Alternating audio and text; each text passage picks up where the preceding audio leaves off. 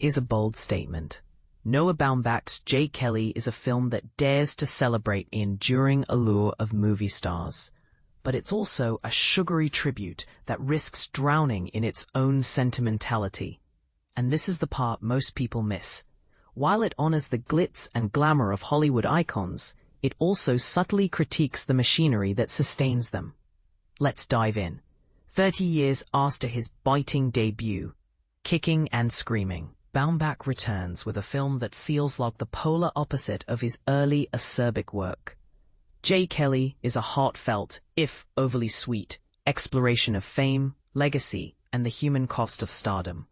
Centered on the titular character, a thinly veiled stand-in for George Clooney, the film follows Jay's reluctant journey to accept a Career Achievement Award at a film festival. But here's where it gets controversial. Jay fears this honor will cement his image as a star whose charisma overshadows his craft. Is it possible to separate the artist from the icon? Baumbach seems to think so, but the film's execution doesn't always convince. Co-written with Emily Mortimer, J. Kelly walks a fine line between homage and schmaltz. While Baumbach avoids outright adulation, the film leans heavily into feel-good moments that sometimes feel unearned.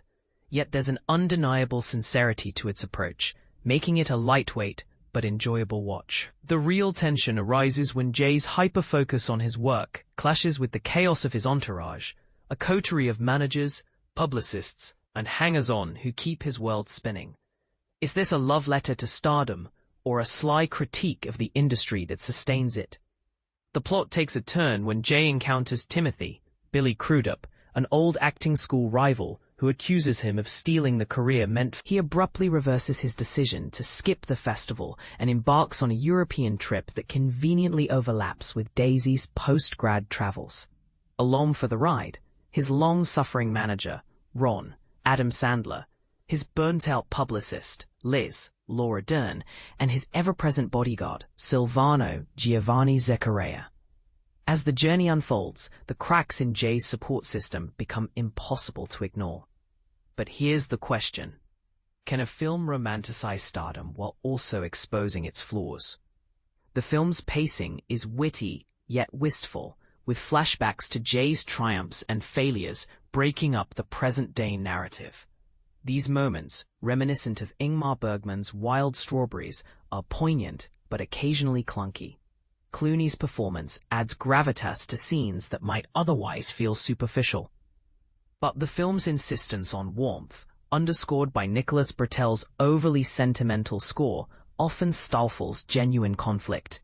Is this a deliberate choice or a missed opportunity? Where J. Kelly shines is in its portrayal of Ron, played by Adam Sandler.